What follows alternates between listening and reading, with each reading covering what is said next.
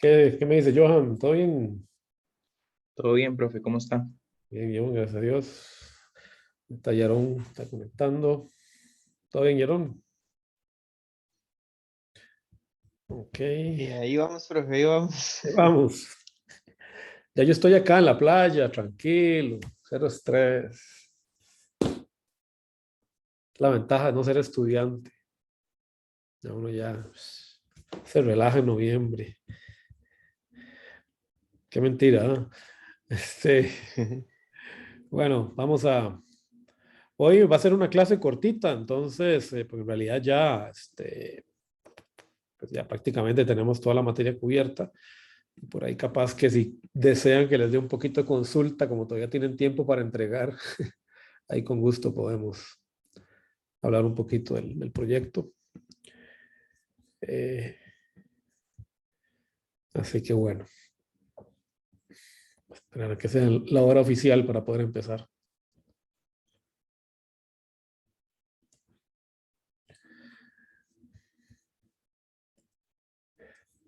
Ahí ya casi.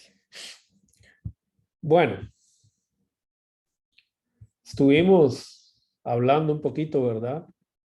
De lo que significa la condición de estabilidad en un sistema realimentado. Vimos que tarde o temprano todo lo bueno que uno tiene de alguna manera hay que pagarlo, ¿verdad? Y hay siempre hay lo que se conoce en ingeniería como un trade-off, ¿verdad? Hay un intercambio o un compromiso, ¿verdad? De tomar y dar, ¿verdad? Este, Cuando uno pues mejora en algunos aspectos, en otros aspectos puede tener problemas. Y uno de los problemas que tienen los sistemas realimentados es que puede haber inestabilidad, sobre todo en función del grado, digamos, de, este, de esta función de transferencia, ¿verdad? Para funciones que son superiores a segundo orden, al haber realimentación, puede producirse, ¿verdad? Un efecto de inestabilidad en algunas frecuencias, como ya vimos, transformando inestabilidad de vida, mejor dicho, a la realimentación positiva debido al cambio de fase que hay dentro de este sistema lineal que obviamente pues va a tener una respuesta determinada en función de la frecuencia. Entonces vimos que normalmente cuando yo diseño un sistema realimentado puedo, aplicando los criterios de Barkhausen, ¿okay?, determinar si el sistema es estable o no. Vamos a verlos por acá, ¿no? A través de los criterios de Barkhausen yo puedo pues simplemente determinar si mi sistema es estable o no, ¿verdad?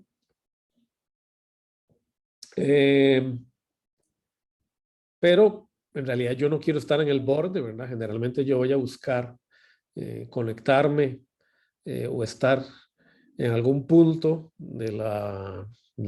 digamos, de funcionamiento de mi sistema, donde pues me aleje un poquito de ese punto de inestabilidad.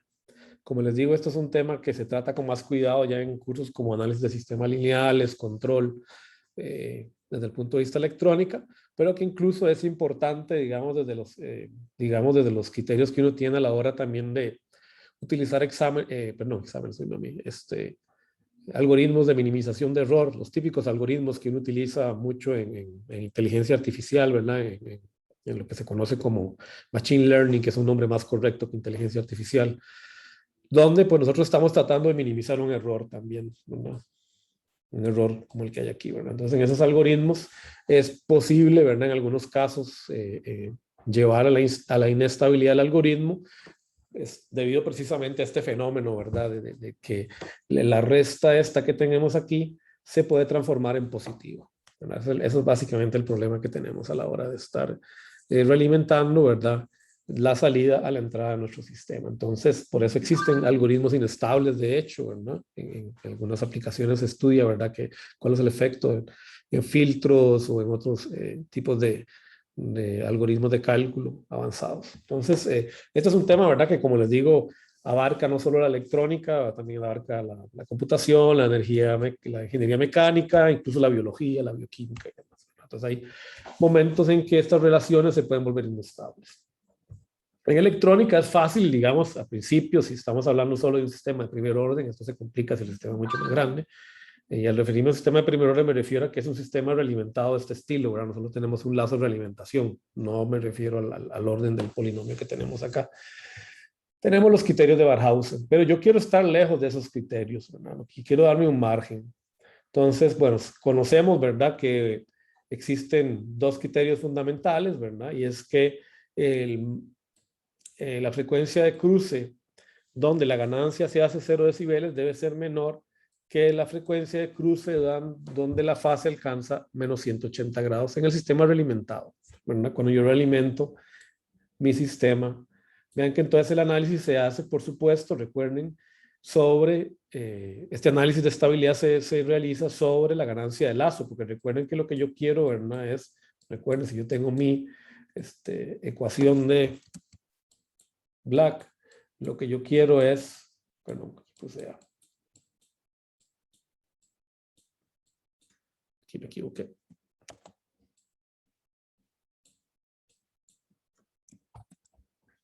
Si esto es YX en S, pues yo lo que quiero es, ¿verdad?, evitar, recuerden que este término de acá sea menos 1. Por eso el análisis se centra siempre sobre la respuesta de mi sistema cuando lo miro solo en términos de la ganancia de lazo. ¿Se acuerdan que cuando calculamos la ganancia de lazo, lo que yo hago es romper el lazo, ¿no? Más fácil que eso, una manera más sencilla de hacerlo es suponer que K es igual a 1, ¿verdad? Muchas veces este análisis se hace suponiendo que K es igual a 1, que sería la condición de realimentación unitaria, porque generalmente yo voy a buscar que K sea bastante menor que 1. Pero digamos que ese sería como el tope del análisis. Entonces, algunas veces en algunos libros ustedes ven que este análisis se hace sobre 20 log de H, no sobre el 20 log de KH. Y lo mismo con la fase, porque estamos suponiendo realimentación unitaria, K es igual a 1, y es donde estamos en el extremo, digamos, de funcionamiento de mi sistema. Por ejemplo, cuando tenemos, esto sería el caso, por ejemplo, si ustedes tienen un amplificador operacional conectado como seguidor de voltaje, que es una configuración que yo supongo que vieron en CC y que si no van a ver el semestre que viene. Aquí tenemos un seguidor de voltaje donde Vout es igual a Vin, ¿verdad? Esto es muy práctico, estos seguidores de voltaje son prácticos para hacer buffering, ¿verdad?, para fortalecer Vin, recordando que, ¿verdad?, aquí la impedancia de entrada es infinita para un operacional ideal, bueno, un muy buen operacional. Entonces Vout, digamos, puede seguir a Vin sin importar la carga que yo conecte acá, ¿verdad? El que se come el efecto de la carga de RL es el amplificador operacional y no la fuente Vin. Entonces, pero acá tenemos un circuito que está realimentado de manera unitaria. Aquí tenemos un circuito de amplificación de voltaje donde K es igual a 1. Yo espero que ya ahora ustedes vean esto, ¿verdad?, de manera casi que inmediata, ¿verdad? Aquí tengo el sensado, estoy retornando con K igual a 1 hacia el mecanismo de comparación y de amplificación, ¿verdad? Entonces, en este circuito, dada esta configuración, ¿verdad?, si el error es igual a 0, la resta entre Vin y Vout es igual a 0, ¿verdad?, que es a lo que tiende el sistema realimentado, tenemos un sistema, ¿verdad?, de lazo cerrado donde la ganancia es igual a 1, ¿verdad? Ustedes podrían, digamos, simplemente visualizar esto utilizando lo que ya conocemos, ¿verdad?, la teoría de control en este circuito, sin necesidad de hacer el análisis por, digamos, de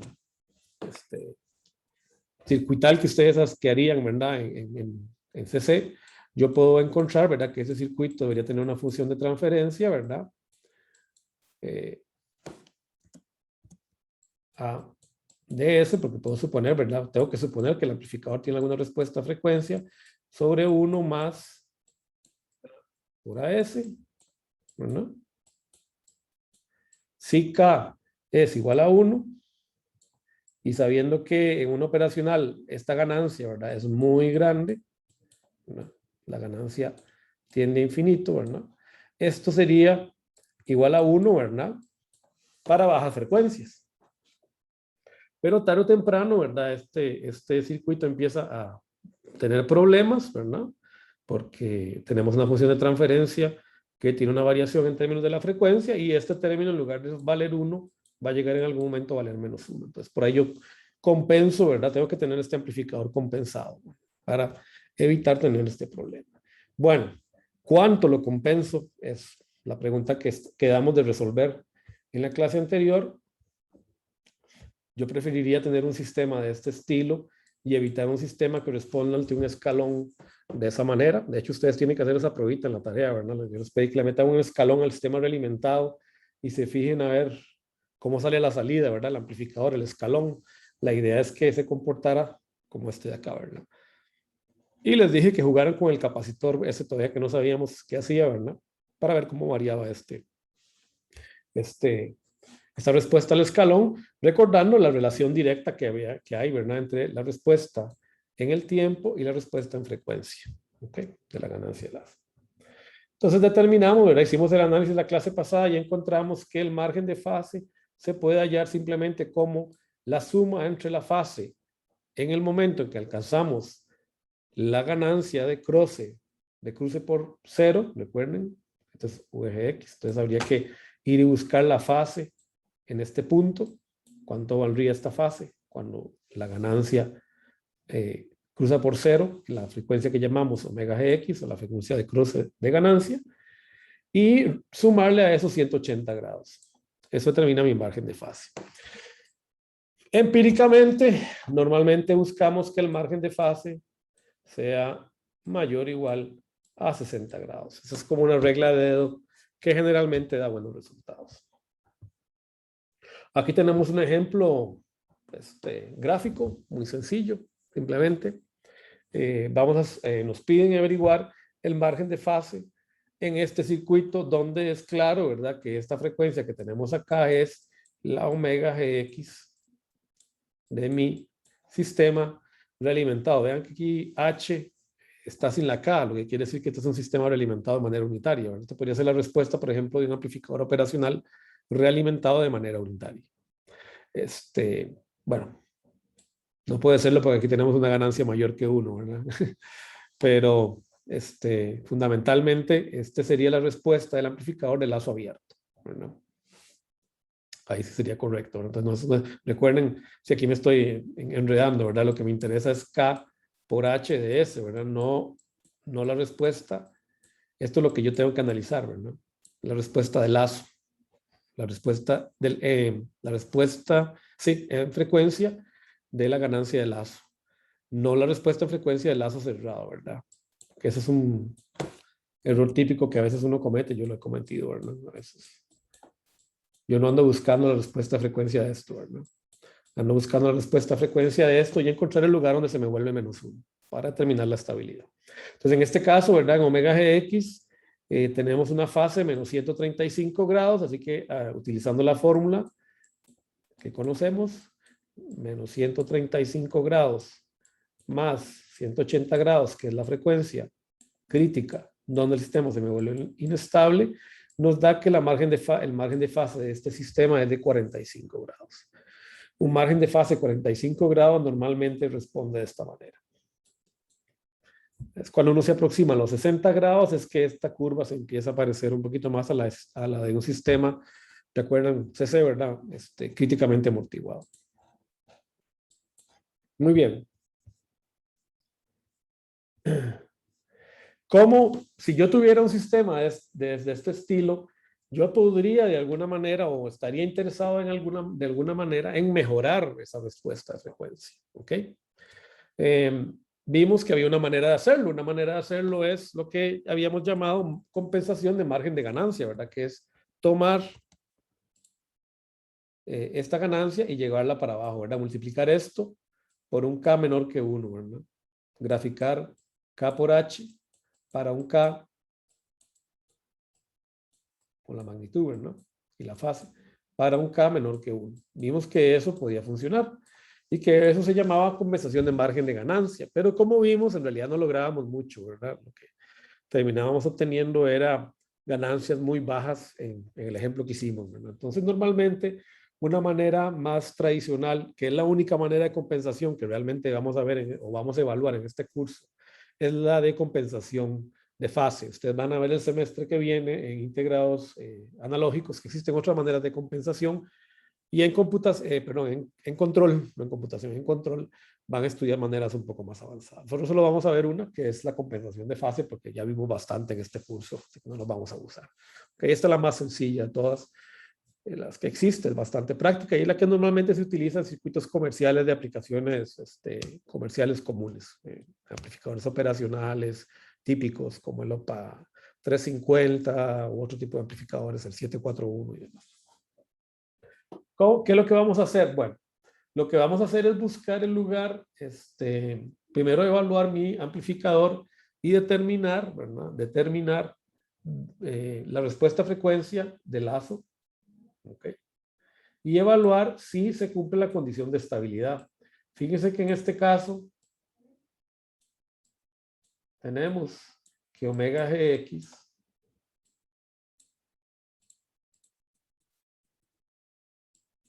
es mayor que omega Px. O sea, este sistema tiene una ganancia de lazo que va a propiciar la inestabilidad. Recuerden que la regla era al revés. Omega Gx tiene que ser menor que omega Px. Entonces lo que queremos es hacer que este sistema sea estable. ¿Cómo podemos hacer que sea estable? Lo que tenemos que hacer es agarrar esta omega Gx y trasladarla, llevándola para la izquierda, de alguna manera. ¿Cómo lo podemos hacer? Bueno, la manera más sencilla es meter un polo extra, o correr un polo que exista, o generar un polo extra, o trasladar un polo. El primer polo, de hecho, el polo dominante, que es el que me define mi ancho de banda. Normalmente esto es lo que se hace, es agarrar un polo que ya tiene mi sistema y lo voy a correr en frecuencia hacia la izquierda, o sea, voy a hacer que esa frecuencia de corte sea mucho más baja. De manera que cuando crucemos por el nuevo omega Gx, aquí tendríamos omega Gx', este omega Gx sea menor que omega Px. ¿Okay? Eso es lo que quiero hacer. Si yo no, digamos, no meto un polo extra, tengo una ventaja porque no estoy jugando con la respuesta a frecuencia, ¿verdad? En términos de fase sobre todo, que eso puede ser problemático. Los otros métodos que ustedes van a estudiar en cursos que siguen son un poquito más delicados, dan mejores respuestas, pero implican alterar mucho, digamos, la respuesta en función de la respuesta de fase en función de la frecuencia. En este caso, si yo simplemente agarro un polo que ya existe y lo traslado, yo no voy a alterar el comportamiento general de mi circuito en términos de los polos. Fíjense que simplemente lo que hice fue que este polo lo corrí a la izquierda, pero sigo teniendo 3 polos en mi función de transferencia. ¿Okay? Por lo tanto, el desfase sigue siendo el mismo, solo que se va a trasladar, como trasladé el primer polo, la variación de fase debido al primer polo, pues se traslada hacia la izquierda y se atrasa, digamos, un poquito el inicio del desfase que tiene que ver con el segundo polo, ¿verdad? De mi circuito. Este sería, digamos, el segundo polo y este es el primer polo o el polo dominante.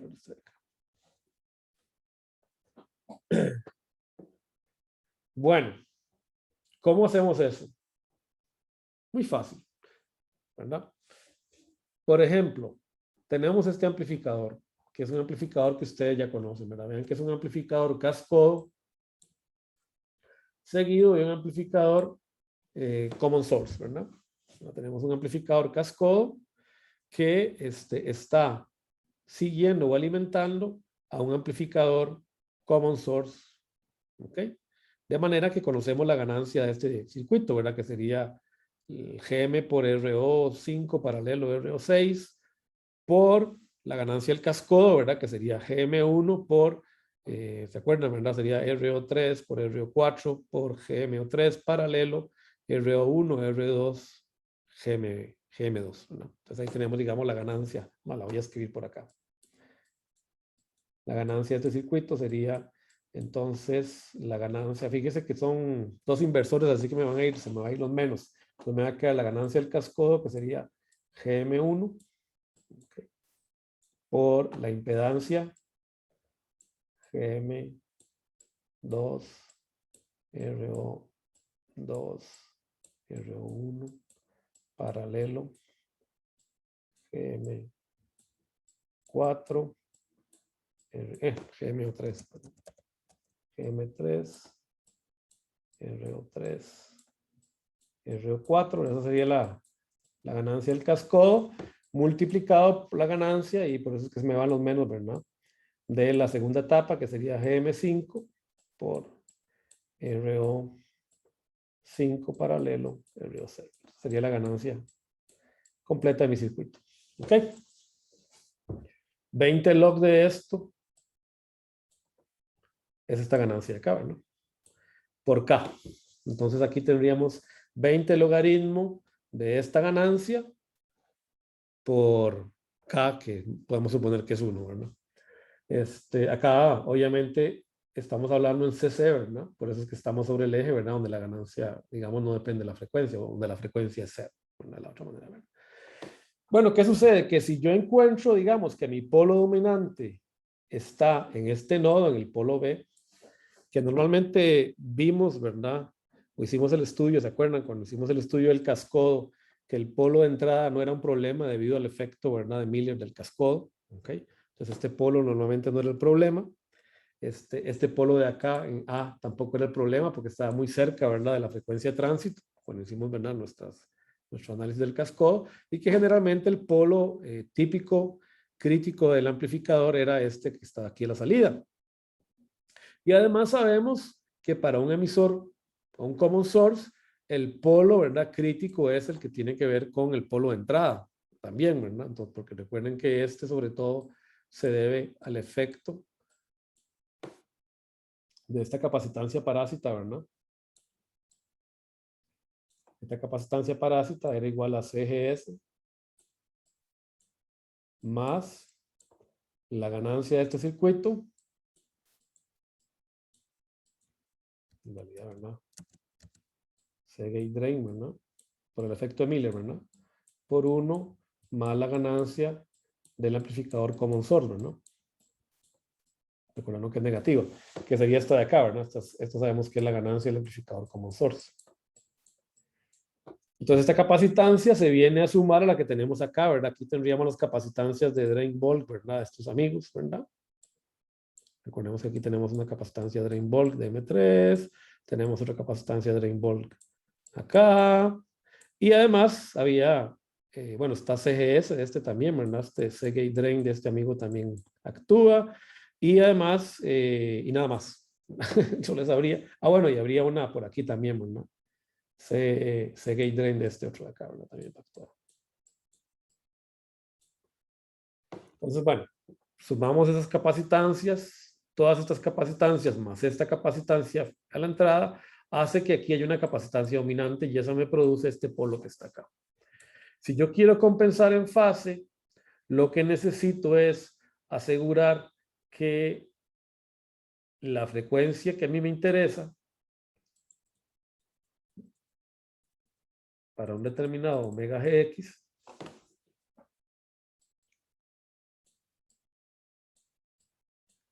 sea tal que la resta que hay entre ella, o mejor dicho, la diferencia que hay entre estas dos frecuencias sea igual al margen de fase.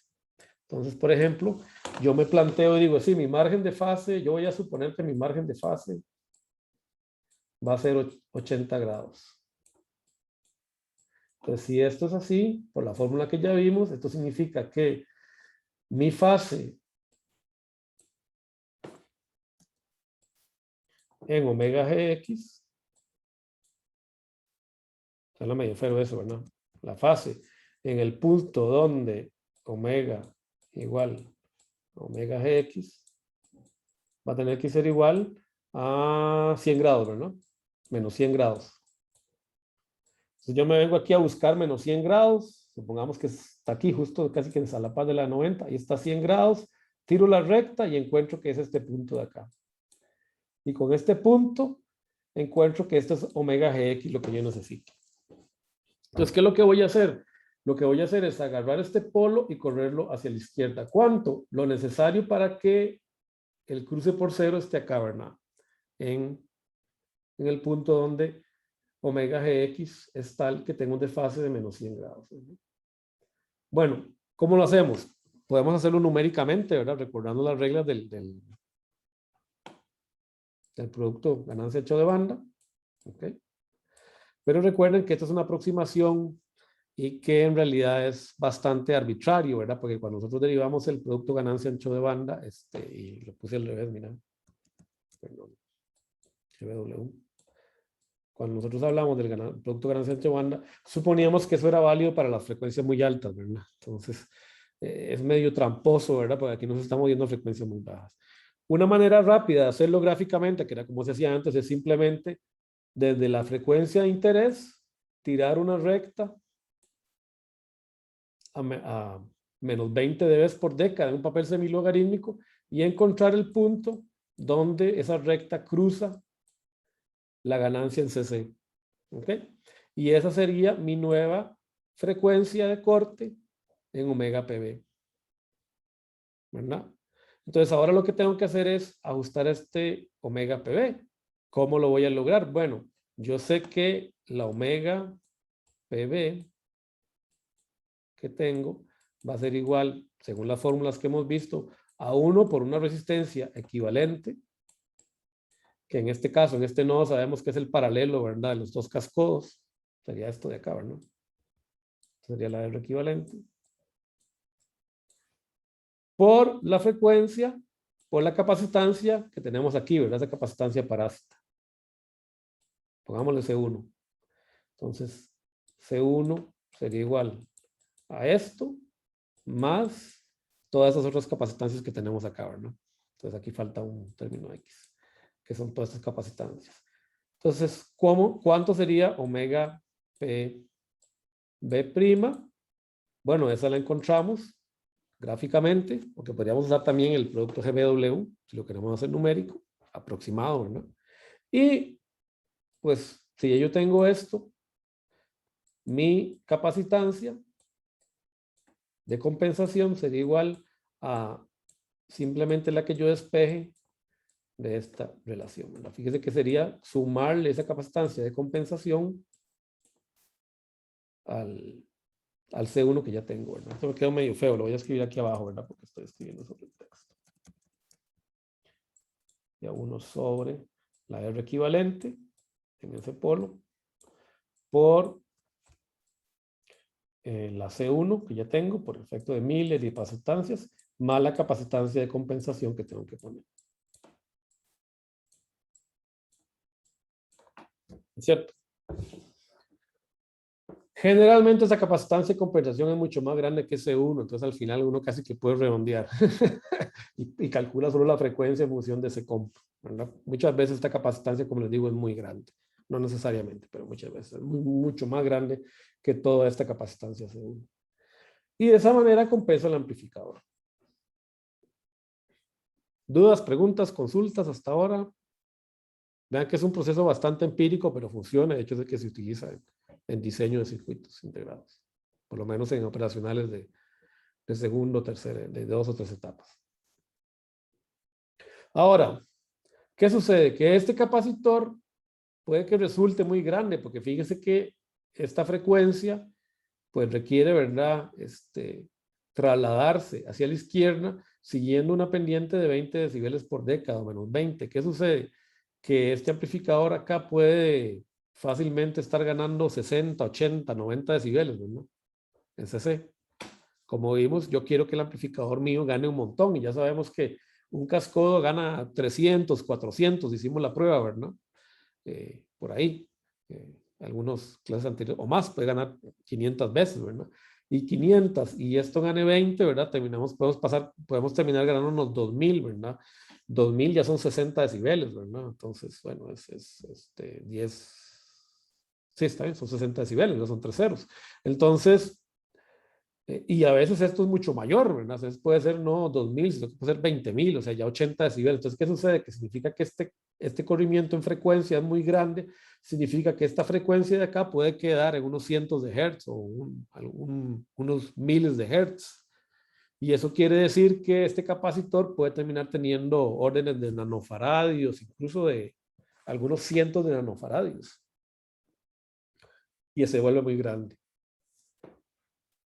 ¿Qué creen ustedes que podríamos hacer para hacer que este capacitor sea más pequeño? ¿Existe algún fenómeno que me permita a mí multiplicar o disminuir el valor de una capacitancia utilizando un amplificador?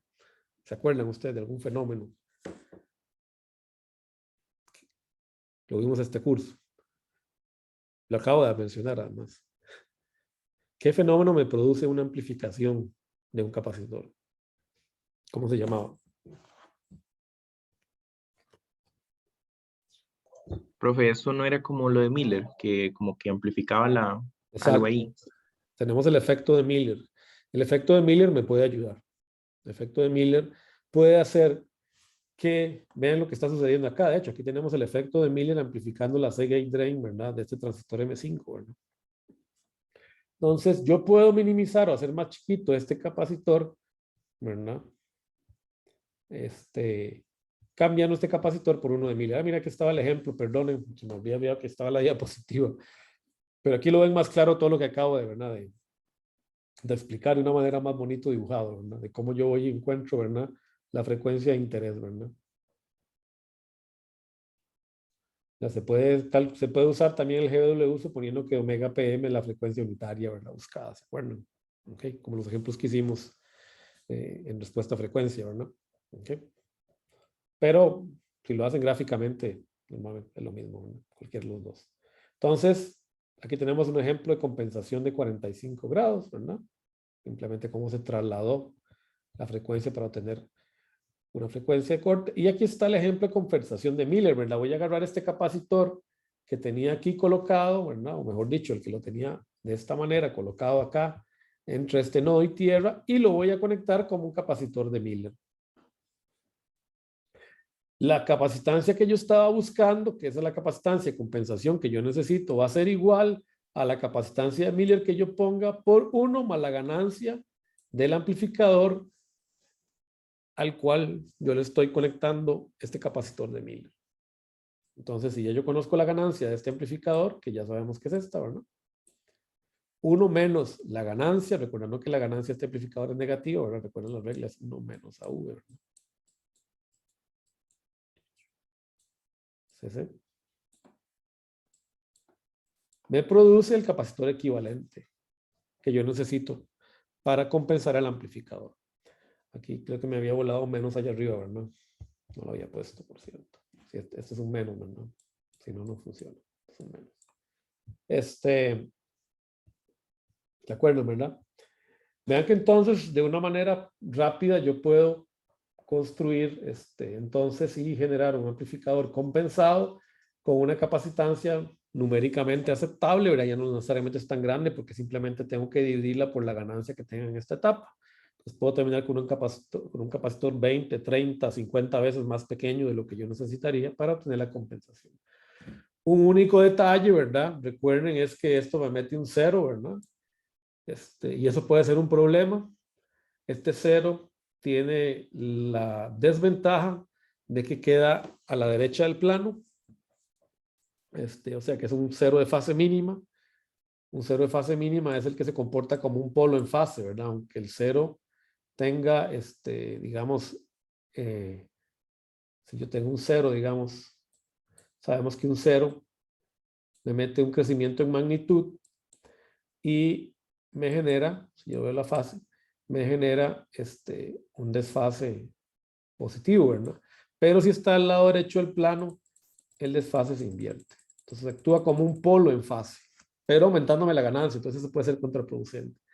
Puede ser que este cero quede muy alto en frecuencia, pero no necesariamente. Entonces, este es un problema, pero es un problema que no es para este curso, no se preocupen, eso lo tiene que analizar uno cuando está haciendo realimentación de operacionales, eso se ve en la maestría, tranquilidad. Para este curso, este capacitor basta y sobra, y aquí tienen la formulita que ustedes deben usar para justificar el capacitor que ustedes están viendo conectado en la etapa intermedia del amplificador de potencia que me tienen que entregar.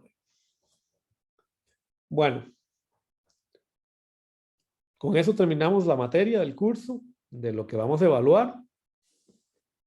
yo les recomiendo que hagan ejercicios, ¿verdad? Estuve pensando lo de darles la tarea extra, pero la verdad yo sé que ustedes están muy apretados. Por ahí ya yo, por otro lado, he escuchado que los están apretando mucho en los cursos. Y yo veo que todos van bien, todos van con buena nota, por lo menos el primer parcial salieron bastante bien. Y bueno, vamos a ver si hoy me entregan la tarea y cumplen. Así que yo veo que no hace falta, ¿verdad? En realidad, hacer otro proyecto más, estamos cansados y habría que entregarlo en 2 semanas. Y yo sé que este proyecto a ustedes les ha sacado el jugo. Así que, y como todos están bien, yo creo que a nadie le van a hacer falta esos puntos extra. Hasta Kevin, que hacía rato que no lo veía, va bien ahí, muy bien. Entonces, pensé que la verdad mejor no les voy a meter más tareillas para que descansen y también se concentren en el examen y no sufran más conmigo. Se puedan ir descansados y con discretos aprobados. Entonces, lo que vamos a hacer ahora es, para cumplir el plan, les voy a hablar muy brevemente, de manera como una anecdótica, de osciladores. Muy básicamente, vamos a ver algunos circuititos muy fundamentales, como les digo, no los vamos a evaluar, es para que por lo menos se den una idea de lo que son, de cómo funcionan.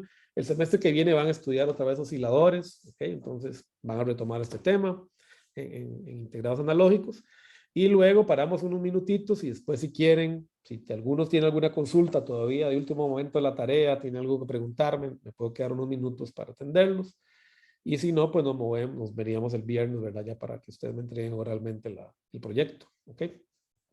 Que no he visto, espero que todos hayan llenado la encuesta, no la he visto, ¿verdad? Pero bueno. Bueno, ¿cómo funcionan los osciladores? Bueno, los osciladores son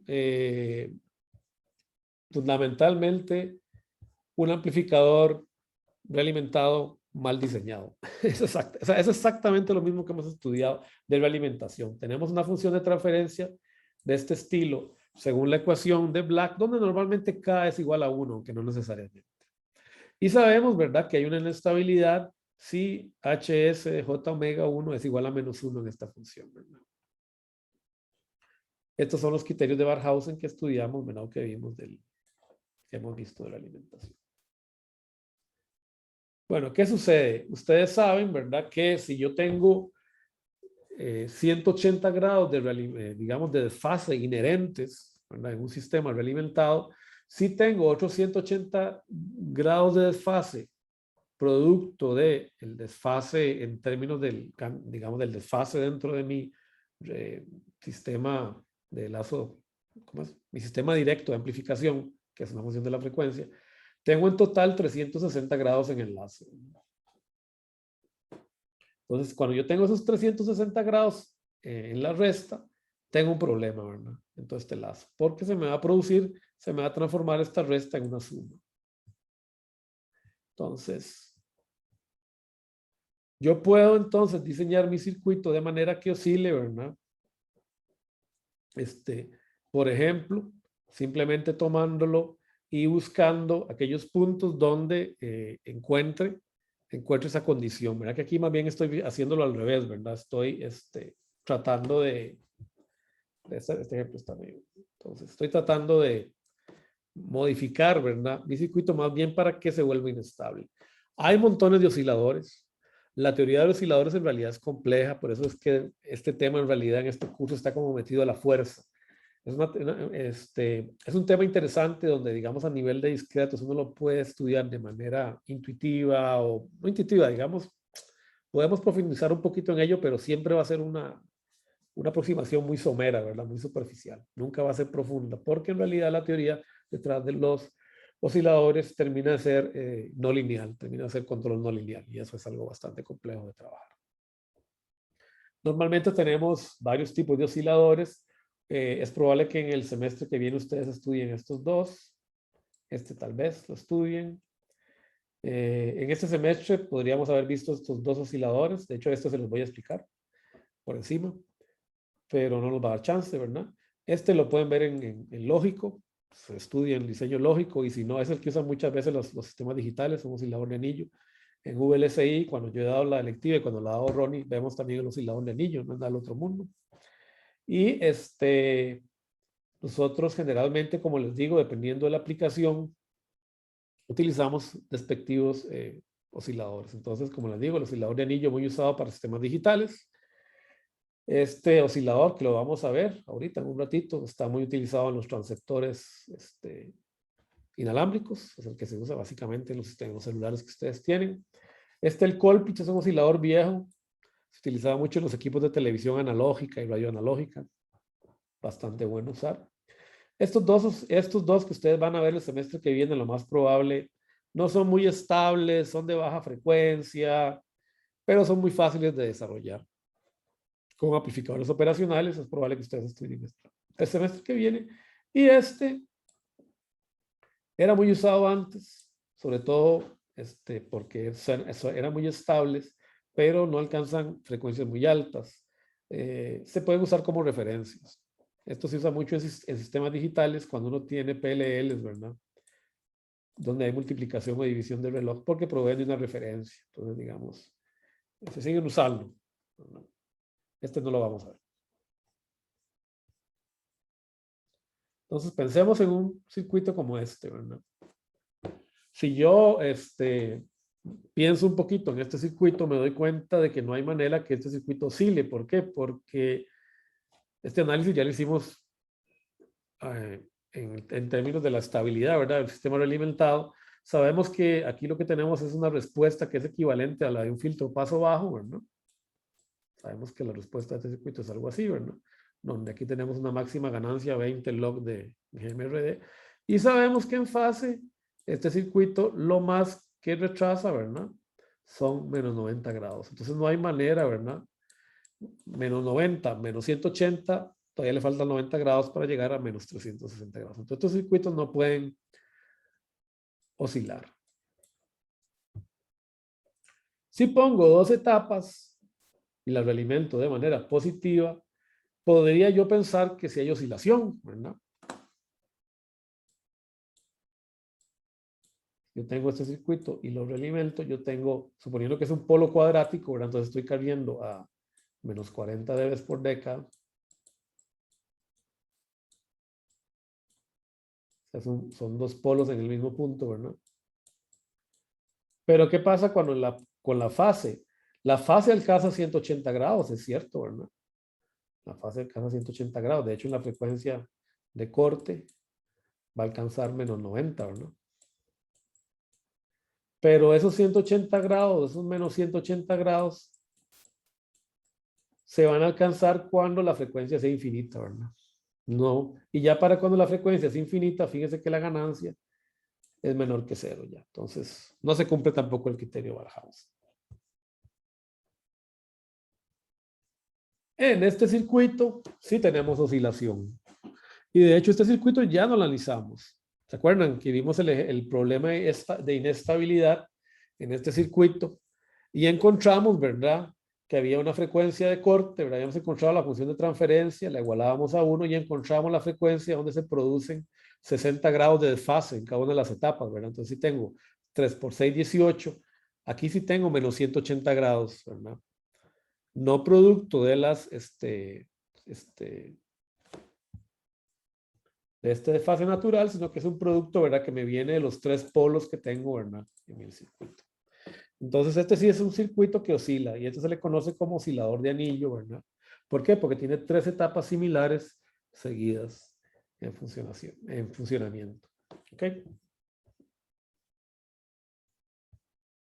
Bueno, este es un ejemplo muy vacilón. Si ustedes lo pueden hacer en el T-Spice, si tienen chance en vacaciones ahora y no están llevando verano. Si ustedes agarran este circuito y lo ponen a simular, van a ver que el simulador no logra arrancar, se queda pegado, ¿verdad? ¿Por qué? Porque el T-Spice, ¿verdad? Igual que nosotros, es un algoritmo matemático, ¿verdad? Es un algoritmo que resuelve ecuaciones diferenciales. Va a tener un problema y es, ¿y por dónde arranco? Porque fíjese que le estoy diciendo que hay esta señal X depende de esta señal Vout, pero Vout depende de Z, que depende de Y, que depende de X, ¿verdad? Entonces se vuelve, ¿verdad? Un problema como el asunto del huevo y la gallina, ¿verdad?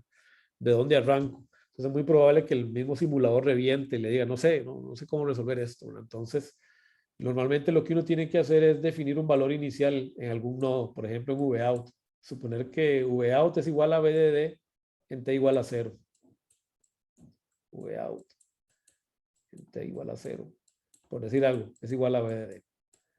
Ya con ese impulso, ya el solucionador de ecuaciones diferenciales empieza a calcular y logra hacer que el circuito arranque y van a ver que el circuito va a oscilar.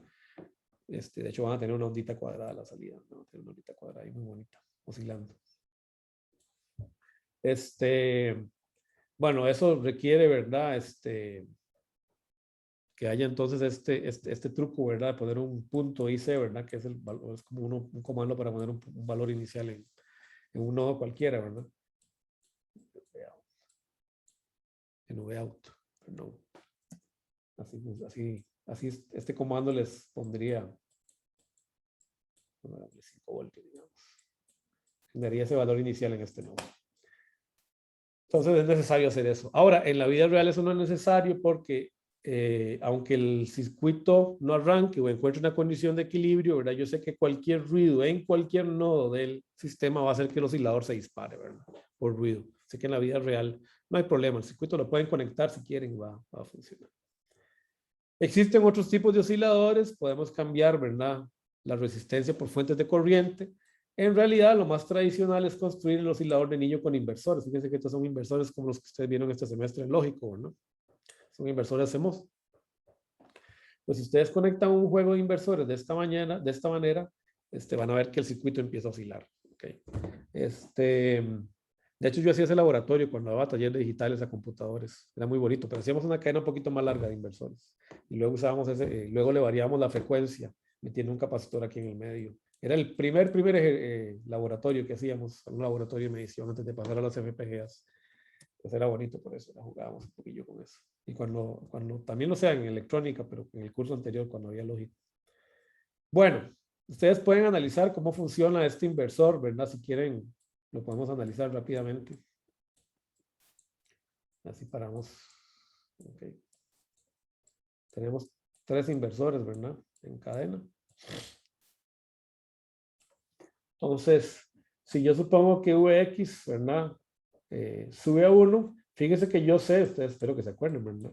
Que cada inversor tiene un tiempo de retardo asociado, ¿verdad? Pero espero que en lógico hayan estudiado el tiempo de retardo, ¿verdad? O sea, ¿cuánto tarda? Recuerden la definición de retardo, ¿verdad? Si esta es la entrada, la salida de mi circuito se va a retrasar en los cruces por VD de medios, ¿verdad? Esto es lo que se le conoce como el tiempo de retardo de propagación de mi compuerta digital, ¿verdad? ¿Cuánto tarda la compuerta en reaccionar? Entonces, si Vx, que sería este nodo de acá, sube, yo sé que un tiempo después Ty también sube, y si Ty sube, Vy sube, yo sé que Vz, ¿verdad? Un T después sube, entonces si este amigo de acá sube, entonces te va a forzar que Vx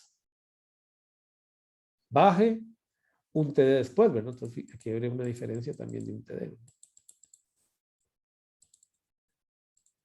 Entonces, y se repite la secuencia, ¿verdad? Entonces ahora, como este bajó, entonces Vy tiene que, ¿verdad? Cambiar y Vz tiene que cambiar. Pues yo cambié esta diapositiva. Yo la cambié el semestre pasado. ¿Qué error tiene esa diapositiva? Le doy 5 puntos al que me diga qué error tiene esa diapositiva para que vean qué bueno que estoy, porque eso es un error. Pero tiene una diapositiva fundamental. Le doy 5 puntos en el examen final, que me lo diga, pero ya. Regalo de Navidad. En la gráfica, profe, ¿Sí? ¿Qué error hay en esa gráfica? que Vy debería ir vertical. Digo, ya debería ir al revés, ¿verdad? Muy bien, y Aaron se ganó 5 puntos y ese error lo vio el semestre. Yo estoy seguro que cambié esa positiva, pero lo más probable es que no guarde el PDF. ¿Verdad? Vy debería ir así, ¿verdad? Porque es un inversor, ¿verdad? O sea, esto no debería estar aquí, ¿verdad? Ay, qué pelada. Perdón, sí, la debo haber cambiado en el PowerPoint, porque estoy seguro que la cambié porque el libro está bien y agarré la imagen del libro, pero se me olvidó corregir el PDF, perdón. Bueno, entonces aquí vean la inversión, ¿verdad? Vean que Vy está invirtiendo, ¿verdad? Ahora sí lo ven. Entonces, ¿verdad? Si Vx sube, Vy tiene que bajar, ¿verdad? Porque es un inversor. Si Vy baja, Vz tiene que subir, ¿verdad? Ok. Entonces, bueno, la cuestión es que si corrigen esta curvita de Vy, la hacemos espejeada, ¿verdad? Le damos vuelta, les prometo que les voy a arreglar la diapositiva. Tengo para guardar esto, ya no se pierdan esos puntos. Lo voy a poner acá en el... No se me olvide, tengo que dar esos puntos.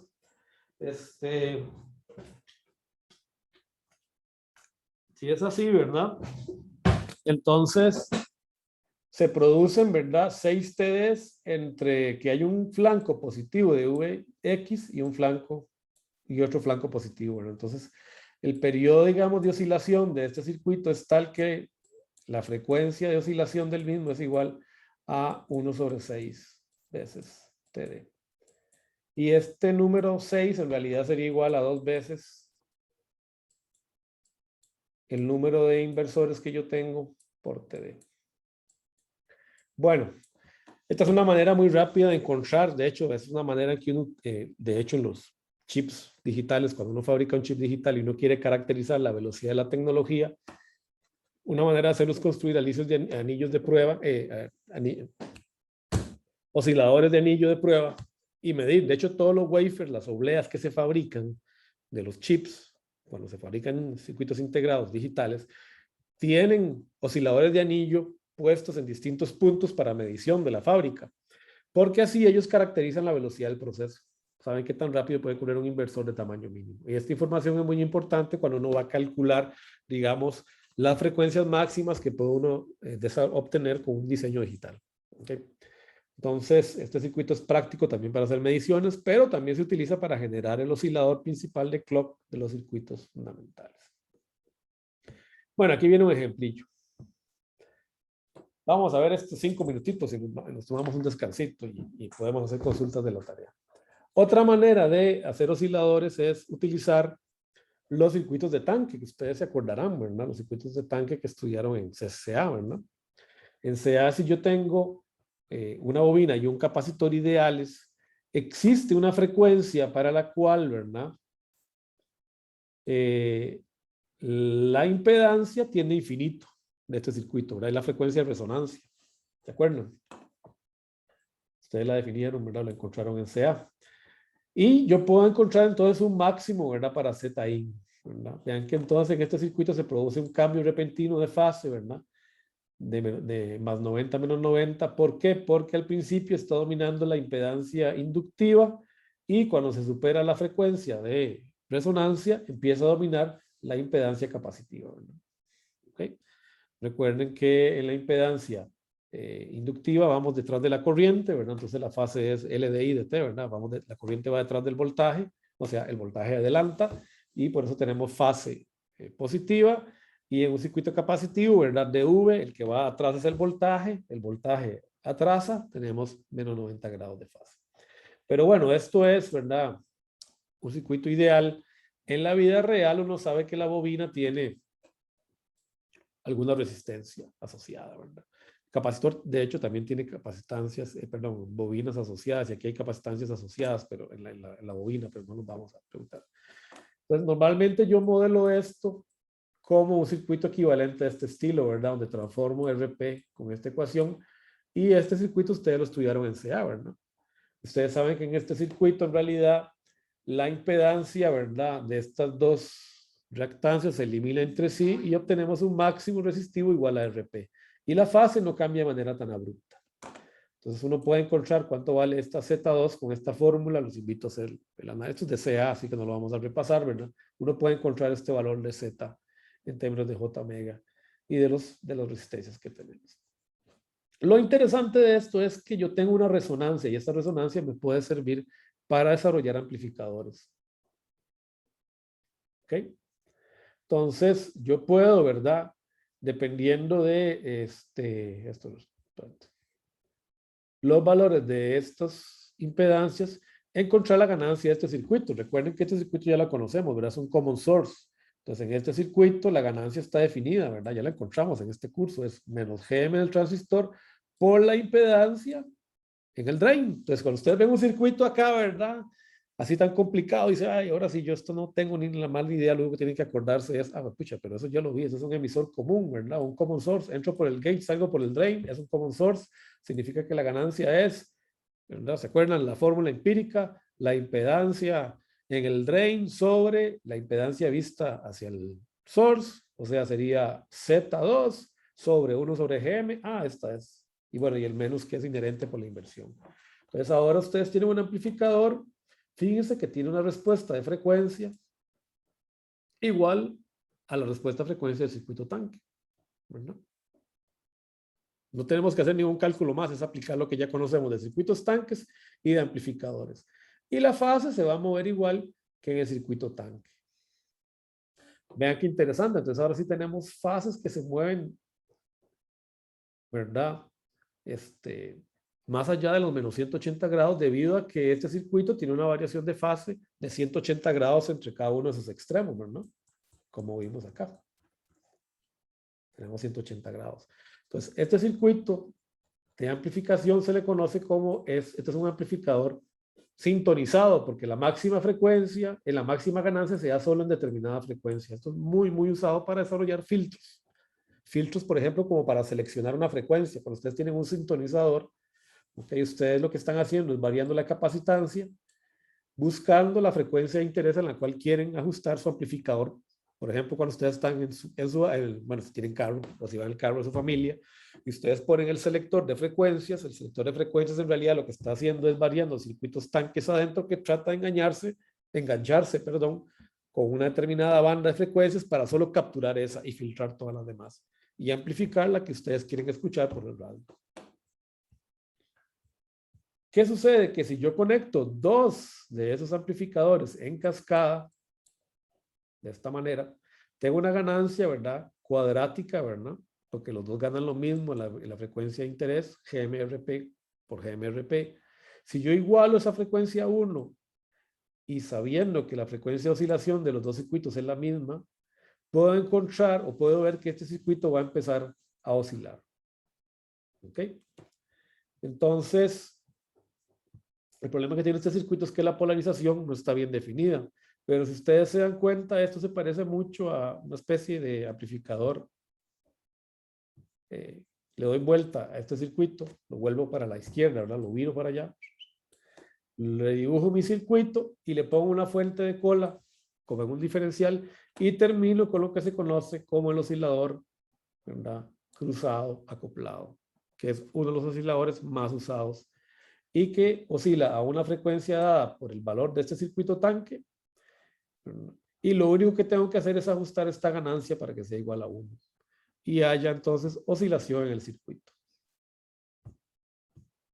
Bueno, esta es una introducción así, ¿verdad? A la velocidad del huracán de dos tipos de osciladores comunes que se utilizan mucho en electrónica.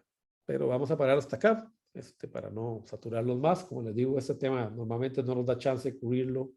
Podríamos ver el de Colpitts acá, pero aquí ya sí hay que hacer más análisis.